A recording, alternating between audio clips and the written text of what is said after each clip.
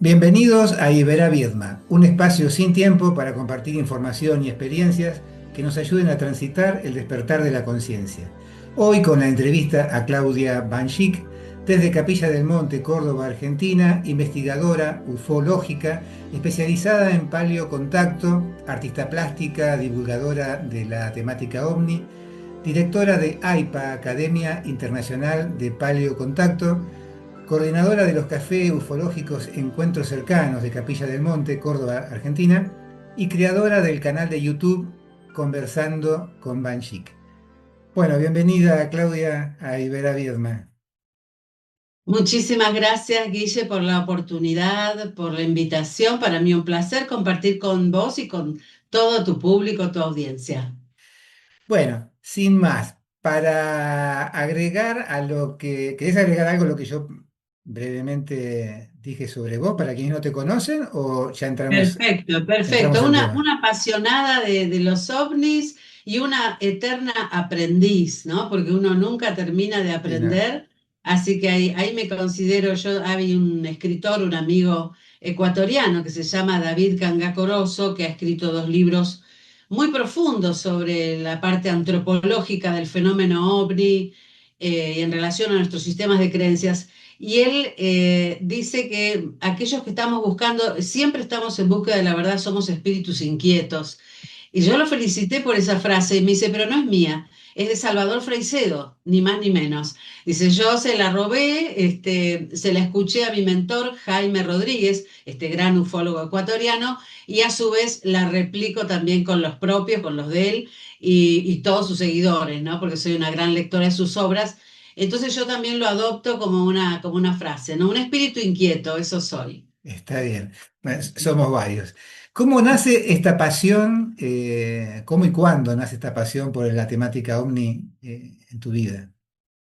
Yo creo que florece hace ya unos 16 años, pero en realidad el cuestionamiento está desde muy pequeña porque yo recuerdo en la casa de mis padres, sobre todo con mi padre, después de la sobremesa a la noche, en la cena, escuchaba con mucha curiosidad cómo compartía con mi hermana mayor, Lilian, historias, ¿no? Historias que tenían que ver con la Biblia, con el carro de fuego de los dioses, con el rapto de Enoch y todas esas cuestiones. Y yo desde chica los escuchaba con mucha curiosidad.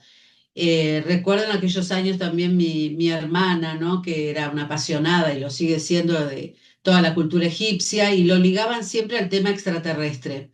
Recuerdo que mi papá tenía una radio y que en las madrugadas se quedaba con la onda corta, creo que se dice así, Sí, ¿no? sí, era así. Y decía que captaba mensajes, y que por ahí no eran los rusos ni los chinos o los japoneses, que por ahí captaba alguna señal del espacio. Y a mí me fascinaba todo eso, era un poquito para mí fantasioso, lo entremezclaba con la ciencia ficción, ¿no? Los años de Perdidos en el Espacio, Star Wars y demás.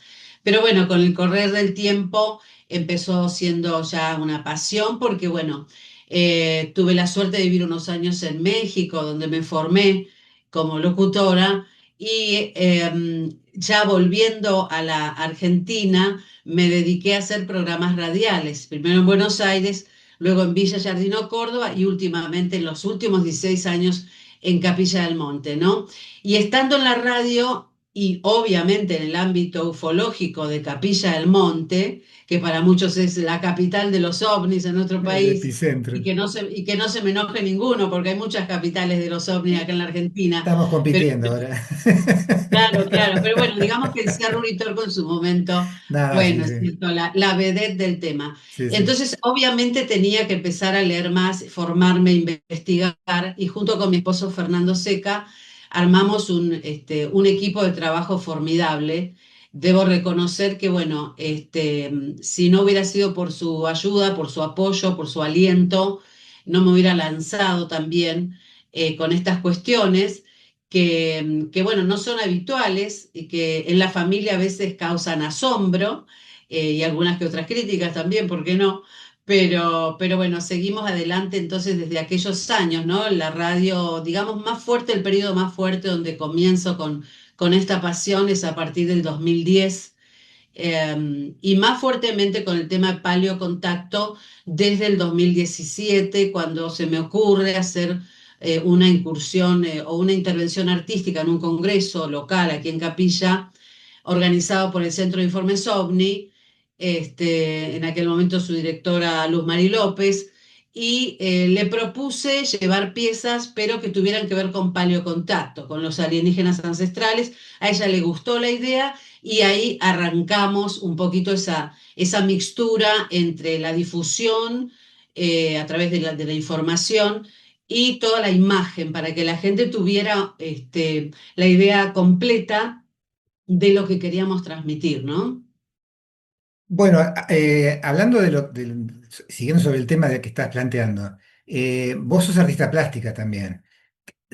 ¿Cómo nace primero, van de la mano, el tema del arte plástico y de poder manifestar estas obras que están relacionadas con la temática, que se van entretejiendo y bueno, no sé cómo nace eso y supongo que te habrá pasado más o menos como Argüelles con el tema maya, que a través del arte pudo meterse en esa frecuencia capaz que por una mente racional o científica era imposible descubrirlo, ¿no?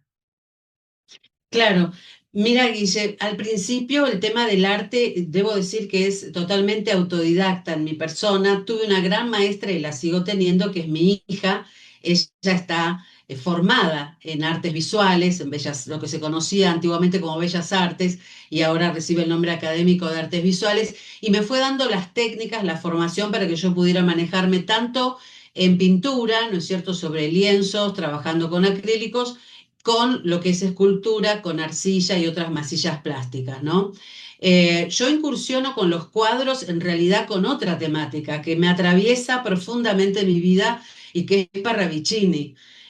Parravicini yo intervine en sus psicografías con color, tuve la idea sacrílega de hacer semejante cosa allí por los años 2011, 2012, lo cual generó una gran polémica, porque pintar Parravicini significaba colocarle una interpretación a través del color y buscar un trazo, una forma a lo que él quería expresar, ¿no? Claro. Pero bueno, yo lo hice en un contexto de necesidad urgente de querer no solo difundir las psicografías de Parravicini, las inéditas, que son 30, y que llegaron, te lo cuento rapidito, ¿no? Llegaron a nuestra vida, teníamos un negocio en Capilla del Monte de ropa de la India, ya no existe más ese local, eh, y llega un día un oyente de la radio y dice, chicos, tienen que difundir esto. Digo, pero ¿cómo hacemos, señora, para... Esto es para Ravicini, sí, digo, pero en radio esto es difícil, ¿no? Lees el escrito, pero el dibujo. Me dice, bueno, hagan lo que quieran, pero fíjate la fecha. Y yo miré y era 1973. Dije, sí, 73. Dice, te das cuenta, Parravicini muere en el 74. Esto es inédito, no está publicado porque Editorial Kier publicó hasta el 72. ¡Guau! Dije yo, ¿y qué Mirá hacemos con vos. esto? Bueno, te lo hago cortito. Los oyentes decían, queremos verlas, porque era radio, ¿no? Entonces, por más que yo lo describiera, ahí empieza la idea de pintarlas, de exhibirlas en blanco y negro. Alguien me sugirió, aparte del color, presentarla blanco y negro para aquellos estudiosos, ¿no es cierto? Ahí me lanzo, Guille, con el tema del arte a través de la pintura en lienzo, muy dejándome llevar por mi intuición y por la pasión de querer comunicar a través del color, ¿no? Y después, estando en ese mismo local, yo estaba leyendo Zacarías Sitchin, ustedes seguramente lo ubicarán, Sí, sí, Crónicas de sí. la Tierra. Sí, sí. Estaba con el primer volumen de Zacarías Sitchin y dije, yo tengo que hacer representaciones de los antiguos astronautas. Me vino como un flash, ¿no? Una idea. Y en el local, aunque era ropa de la India, muy loco esto, pero Capilla es muy ecléctica, Sí. tiene todo un poco. Entonces, entre medio de las blusas, los pantalones y los tapices, empecé a poner sobre piedras a dibujar los petroglifos, Talampaya, Valcamónica, Tassilinajé, los Hopi. La gente entraba y no entendía nada. Entonces yo, en vez de vender las blusas, empezaba a dar pequeñas charlas charlas informativas sobre el tema y la gente se llevaba la piedrita, ¿no? Eso que empezó así tímidamente hasta como un juego, un entretenimiento, se transformó luego en una pasión.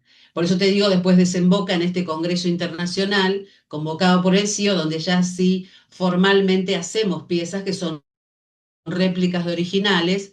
Esa fue la primera exposición artística que se ¿Eso hizo en la Sala Poeta Lugones. en qué año? Y creo que fue en el 2016 o 17, no Ah, recuerdo bien. Y ahí me lanzo, digamos, con todo. Yo ya había expuesto Parravicini en la sala, el Parravicini color y el Parravicini en 3D, porque incursionamos también con el Parravicini en 3D, hicimos esculturas de, qué bárbaro. no sé, la perra laica, de las torres gemelas, ¿no? Y bueno, yo ya venía entrenada un poquito en la 3D y me lancé junto con mi esposo, por supuesto, ¿no? Porque él me ha acompañado no solo en el apoyo de esta idea, sino también él trabajando los materiales, tal vez no tanto como yo, por sus actividades, él es terapeuta, bueno, tiene un trabajo más formal, por decirlo así, y yo desde casa tengo como más libertad de horarios para meterme en el taller y crear, ¿no? Claro. Qué bueno que puedan compartirlo eso y yo he visto no mucho porque, bueno, hay tanta información y tantas cosas para ver en internet que uno a veces se pierde y yo así te descubrí un poco porque me pasó un flyer Norman D'Amico, bueno, es un coordinador de acá de los UFO Café de Viena, y un amigo, y sí, un flyer de algo que vos presentabas con Fernando, que yo no sabía que eran pareja, no sabía. Y me llamó muchísimo la atención lo del paleocontacto y bueno, esto es buenísimo para poder tener una entrevista en el canal. Si querés contar sobre eso, también cómo nace esta Academia Internacional del Paleocontacto. Sí, claro que sí. AIPA es esta Academia Internacional de Paleocontacto que nace en el año 2023. Es muy reciente, ¿no? Recién está dando sus primeros pasos, pero con muchas satisfacciones. Nosotros durante la pandemia, como sabrás, Guille, llamados a la reflexión y al encierro, nos volcamos a las redes todos, ¿no? Y Claro, los fanáticos de los ovnis en todos los grupos y demás. Se armó un grupo con el fallecido y recordado ufólogo Guillermo Aguilera, que desde Chile convocaba a aquellos que tenían motivación para investigar y compartir la temática, ¿no? Al estar encerrados en las casas es como que la gente se volcó más a mirar por la ventana a los cielos o salir a la terraza o al balcón y empezaron a circular videos, fotos y bueno, eso generó una claro. camaradería que en nuestro caso fue muy positiva. Conocimos gente maravillosa del país trasandino, ¿no? Pero luego, terminada la pandemia, nosotros nos retiramos de esta asociación, que en realidad, Guille, luego de ese grupo original salió otro grupo que fundó una asociación internacional llamada AICU, en la cual nosotros impartíamos clases, ¿no? Luego, cuando termina la pandemia, ahí ya exalumnos que tuvimos nos dijeron, argentinos, ¿no? ¿Por qué no hacen algo en Argentina? Porque Chile ya tiene la suya y Argentina no. Y ahí nos animamos, ¿no? Y empezamos a generar este proyecto tan hermoso que es nuestra academia, que es una academia virtual, donde aquellos interesados en el fenómeno, pero sobre todo en esta arista tan interesante que es el contacto ancestral, el contacto en la antigüedad, en la prehistoria, buscar la evidencia arqueológica, los mitos y las leyendas que nos lleven a esta realidad del fenómeno ovni en la antigüedad, ¿no? Y ahí nos lanzamos, ¿no es cierto? Nos lanzamos en este recorrido que seguimos y que seguimos cada día perfeccionando y generando nuevas ideas para nuestra querida academia. Vamos a hacer una cosa, porque generalmente van al final de la entrevista, pero vamos a darlo ahora. Así podemos entrar en temas más, más tranquilos.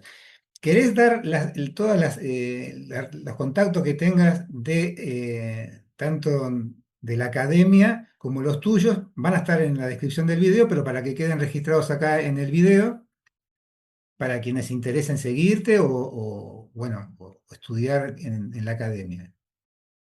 Muchísimas gracias, Guille, muy amable. Bueno, aquellos que quieran más información, estamos por empezar una cursada ahora en el mes de marzo, dentro de poquitas semanas, a mediados de marzo. Para toda la información, en el Instagram, aipa-ovni-paleocontacto, el correo electrónico aipaacademia@gmail.com. Y bueno, mis redes en Facebook, Claudia Banchik Paleocontacto. Hago la aclaración, Claudia Banchik Paleocontacto, porque tengo otro Face donde genero todo el mundo mágico de los duendes, las hadas, ¿no? El pasaporte a Magonia de Jacques Vallée. Pero en este particular de Paleocontacto es donde vamos subiendo toda la información de la academia y todos los eventos que realizamos, fechas y demás. En el Instagram también, Banchik Paleocontacto, y YouTube, el canal Conversando con Banchik, donde también me pueden seguir. Hago entrevistas con gente que quiere hablar de la temática, tanto ovni como paranormal, mística, espiritualidad. Buenísimo. Bueno, ya queda abierta la invitación planteada para hacer una próxima entrevista con este tema tan maravilloso de duendes y hadas y de todo ¿Cómo no? lo que quieras compartirnos. Bueno, ¿qué querés compartir respecto? Sé que por ahí el tema da para muchísimas horas para hacer una miniserie, pero ¿cómo podés sintetizar tu experiencia con respecto al paleocontacto, estos encuentros cercanos ancestrales? Que van un poco con un pie en lo que se pueda de la ciencia y otro pie en lo que sean, como vos dijiste, mitos, leyendas, y está siempre la creencia ahí en el medio peleándose, ¿no? De una punta a la otra. Tal cual. Bueno, para empezar, paleocontacto es una palabra compuesta, ¿no? El paleo nos remite a paleolítico, ¿no es cierto? Este periodo prehistórico, paleolítico, neolítico y edad de los metales, que nos sitúan, por decir, una línea de tiempo humana antes de nuestro presente o antes del nacimiento de Cristo, ¿no?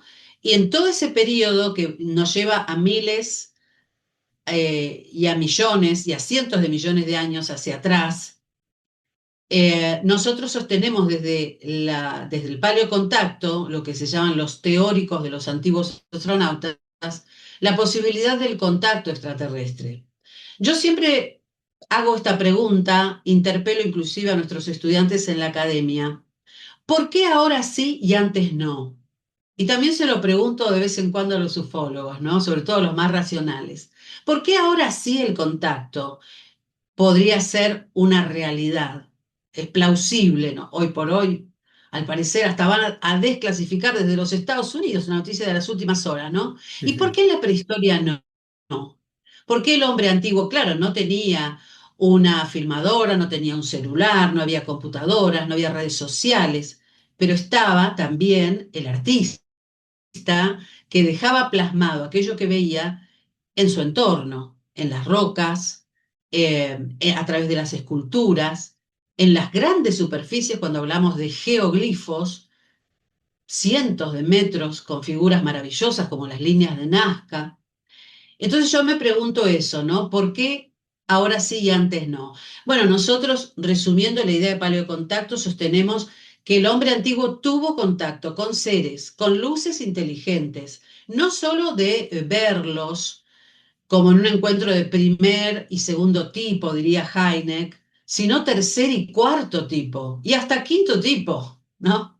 Heineck habla ahí de una clasificación, el doctor Alan Heineck, ¿no? Y él precisa justamente por lo menos tres fuertemente. El primer tipo, que es cuando vos ves las luces, y esas luces son inteligentes, tienen una trayectoria fuera de lo habitual, están a 100 metros y no mucho más.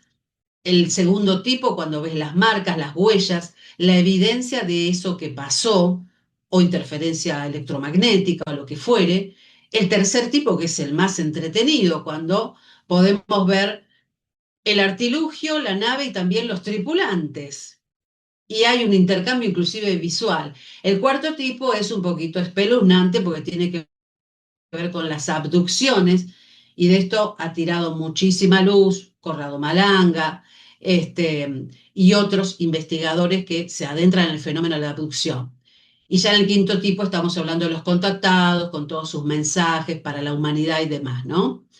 Entonces nosotros básicamente sentimos que el hombre antiguo, el hombre de la prehistoria, ha pasado por todo ese proceso. Y te digo hasta el quinto tipo porque si vamos a las profecías mayas, que no fueron ni más ni menos que dadas por los maestros instructores acerca del final de los mundos, de la llegada de la estrella azul, en el final de una era y demás, podemos tomarlo también como un mensaje estelar, ¿no?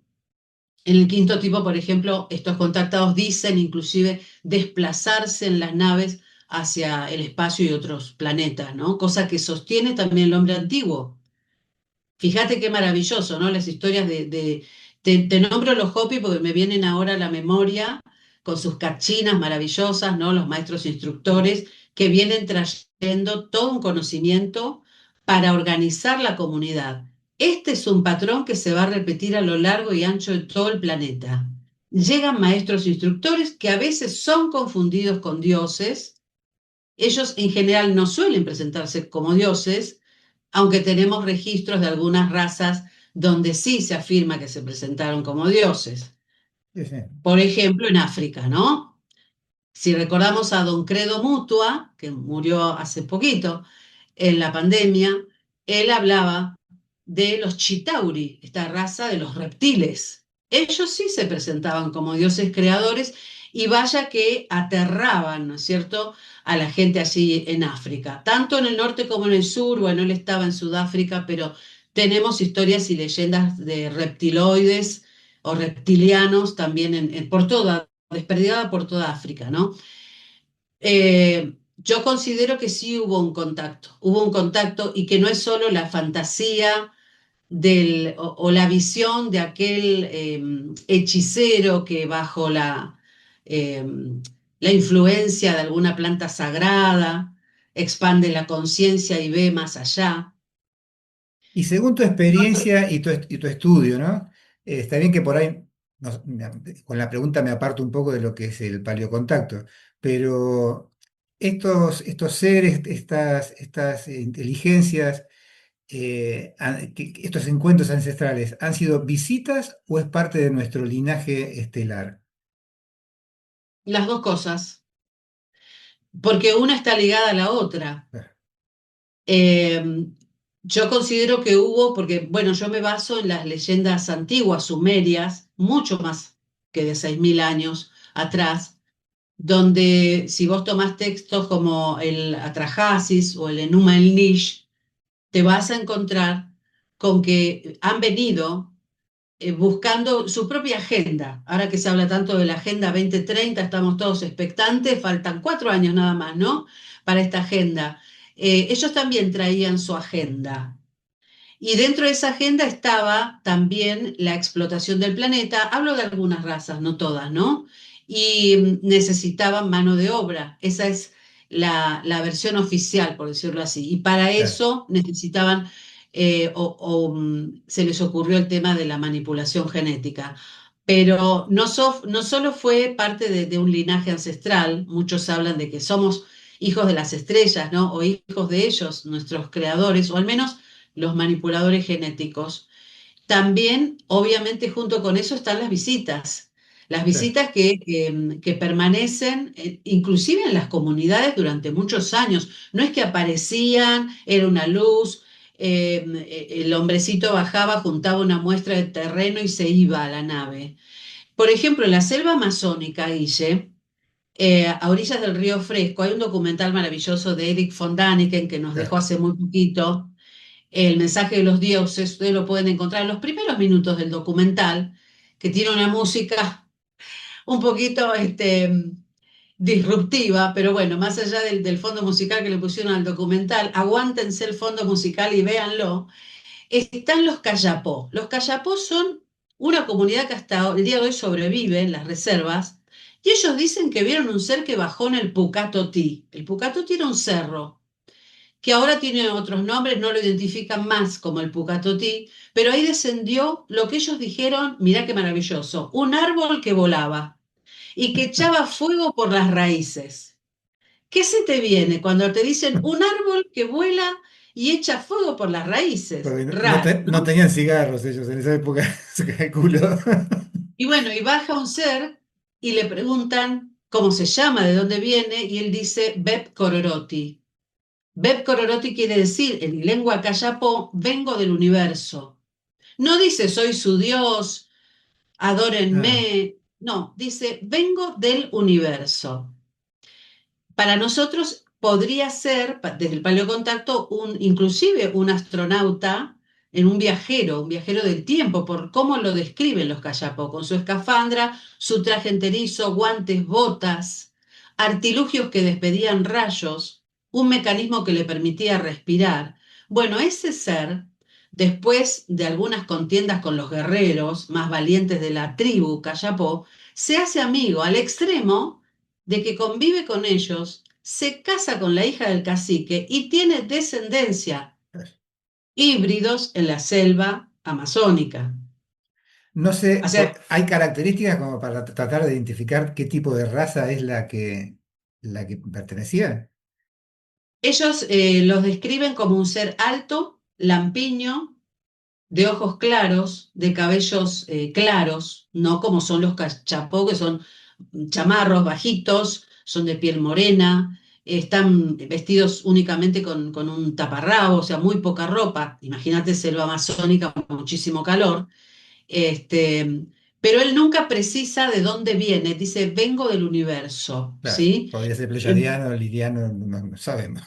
Claro, la leyenda cuenta de que él, aparte del planeta origen, por decirlo así, él tenía como un planeta de los alimentos que estaba muy cerca de la Tierra, orbitando, podríamos decir hoy, ¿no es cierto? Nuestro sistema o nuestro espacio aéreo, y ahí estaba el alimento, porque él en un momento baja, desciende y deja semillas e instrucciones para que la comunidad comience los sembradíos y de esa manera no padecer hambrunas en los periodos donde el clima no acompañaba, ¿no? Claro. Eh, y Esto, bueno, ¿qué parte del sí, Amazonas era? ¿Dónde era esto es esto? ¿En el en río? la selva amazónica a orillas del río Fresco, donde está ahora la comunidad Cayapó. Es una zona que hace pocos días estuvimos en el Café Ufológico y me contaba un grupo de investigación que pertenece a Dáquila Pesquisas, que están haciendo incursiones en selva amazónica, que podría ser, lo ponemos en potencial, la zona que buscaba Percy Fawcett, este explorador inglés que venía buscando la ciudad perdida de Zeta. No sé si vieron la película, los invito a que la vean, recuerden, la ciudad perdida de Zeta. Él lo que hacía era cartografiar, lo habían mandado desde la Sociedad Geográfica Inglesa, a cartografiar los límites entre Bolivia y Brasil. Y llegó en una época, principio, no, en realidad ya desde las primeras décadas del siglo XX, pero después él se va a adentrar en la selva y va a perderse, ¿no?, en esos senderos, en la época en la que había una puja bastante importante por el tema del caucho, ¿no? Estaban las comunidades españolas, los portugueses, bueno, era todo un lío. En ese contexto él hacía mapas, cartografiaba los límites. De hecho, gracias a él están los límites entre estos países, ¿no?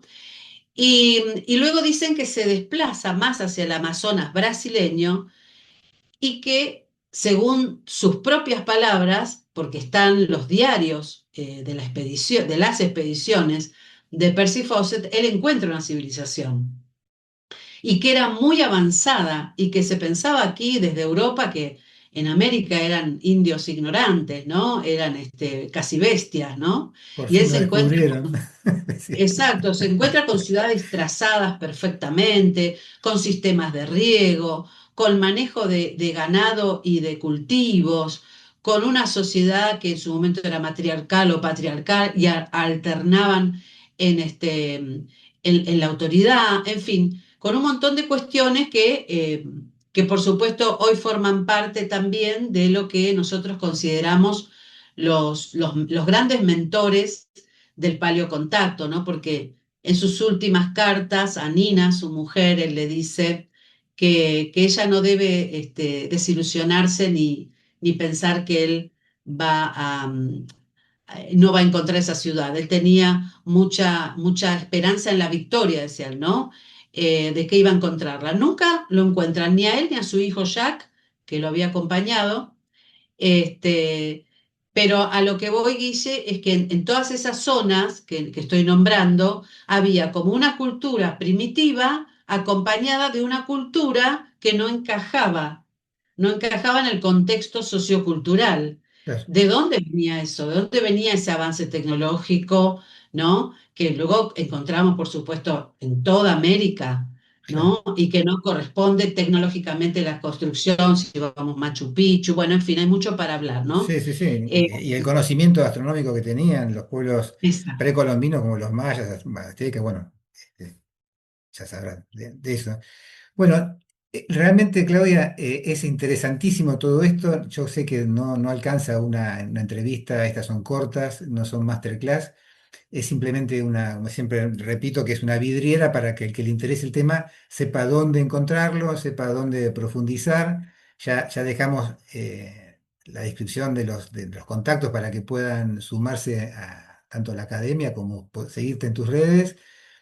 ¿Querés comentar algo sobre los cafés ufológicos que coordinás de encuentros cercanos en Capilla?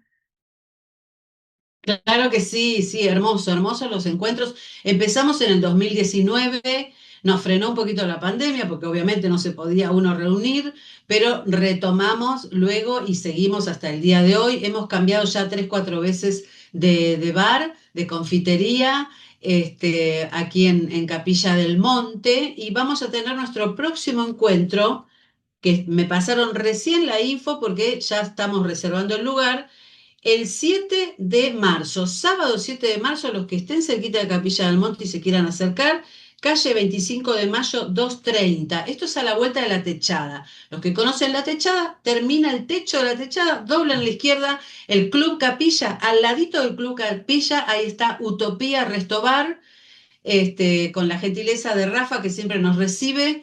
Ahí tenemos sonido, tenemos pantalla y tenemos ganas enormes de recibirlos contando cada uno su experiencia ovni, los que quieran contarla y los que quieran escuchar respetuosamente. Tenemos un código, por supuesto, de respeto, de convivencia amable. No se debate en nuestro café, simplemente se puede preguntar, repreguntar, reflexionar sobre la experiencia o sobre el tema que proponemos. Y realmente te digo, una convivencia muy linda. Hemos tenido un encuentro hace poquitos días, el 14 de febrero, con Daniel Zapata, esta persona, amigo nuestro, que dice haber sido abducido cuando era un niño, tenía solo 10 añitos. Y realmente Dani me decía, me sentí muy respetado, muy cuidado, y la verdad estoy contentísimo porque era la primera vez que venía a Capilla, tenía cierto preconcepto, no por Capilla en sí, sino porque últimamente, pobre, en las redes lo andan atacando bastante. Un beso a la distancia para Dani, que lo queremos muchísimo.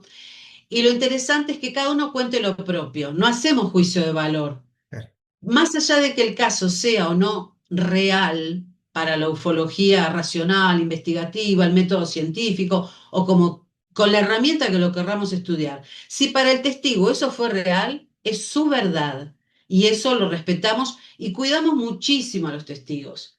Eso se lo escuché hace muchos años a Andrea Pérez Simondini junto con su mamá, que también la saludo, próximas al Congreso ahora en mayo.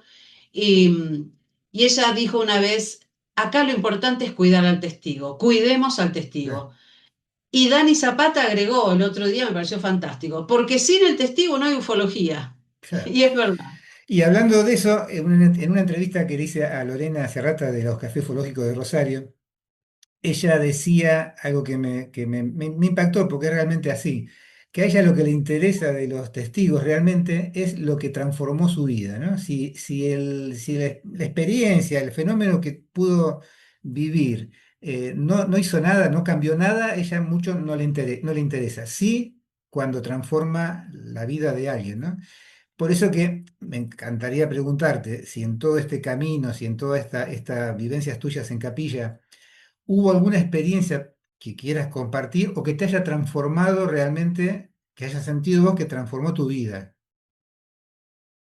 Mira, yo creo que más allá del contacto con luces inteligentes que las hay, el fenómeno está presente en Capilla como en tantos otros lugares de nuestro bendito país, ¿no? Esto es innegable. Hay luces inteligentes que no son drones, que no son aviones, que no son helicópteros, que no son satélites. Están filmados, está el registro, hay vigilias todo el tiempo, Skywatcher y demás.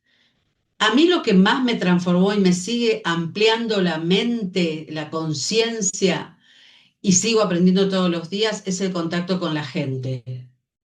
Escuchar a la gente en sus testimonios, en sus experiencias. Una vuelta hablando con don Jaime Rodríguez, que lo tengo en mi canal, conversando con Banshee, yo le pregunté, don Jaime, ¿y usted cuáles son los casos que más lo impactaron? Peor, le hice una pregunta más profunda.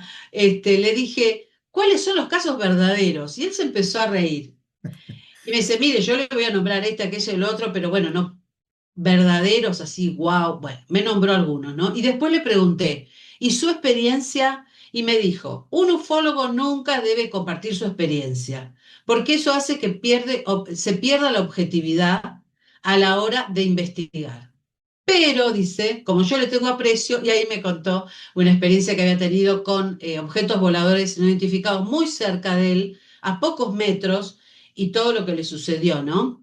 Yo no he tenido hasta la fecha, Guille, un contacto tan cercano. No voy a inventar, no voy a faltar a la verdad porque no ha sido así. Sí, hemos visto con mi esposo, pero no en el cerro o en la huella del pajarillo o en Villacielo o en este otro lugar que ahora no me sale el nombre, que van a la noche todos a ver Los y a terrones, meditar. no, Los los terrones.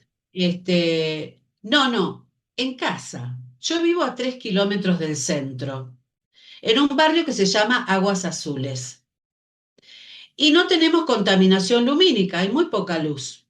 Los vecinos a la noche para ahorrar apagan las luces y hay una oscuridad total.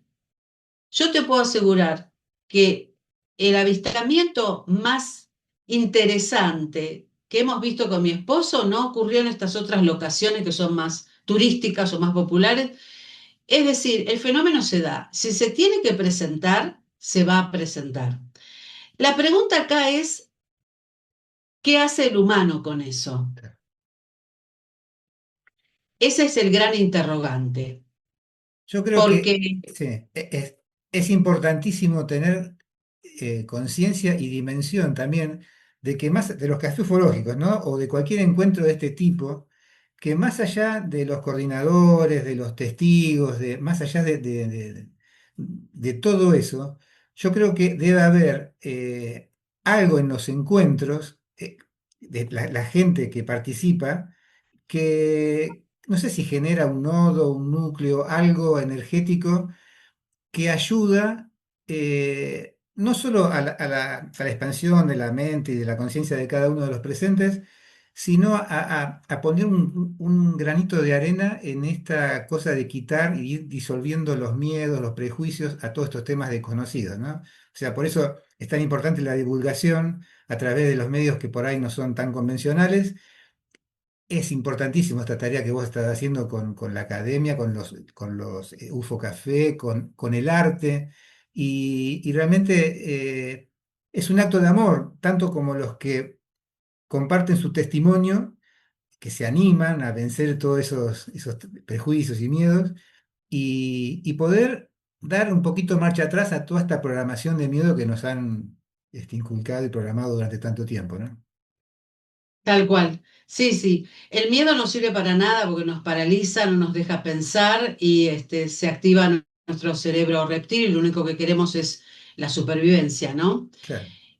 Pero sí hay que tener discernimiento. El gran pensador e investigador Héctor Burgos Stone, un chileno radicado en Ecuador que ya dejó este plano, él siempre decía, el humano debería tener una única religión y esa debería ser el discernimiento. A veces con esto de los platillos voladores se caen los fanatismos, en los sistemas de creencias, en los falsos mesías, en los gurúes y en un montón de cosas que no le hacen bien a la evolución del humano, ¿no?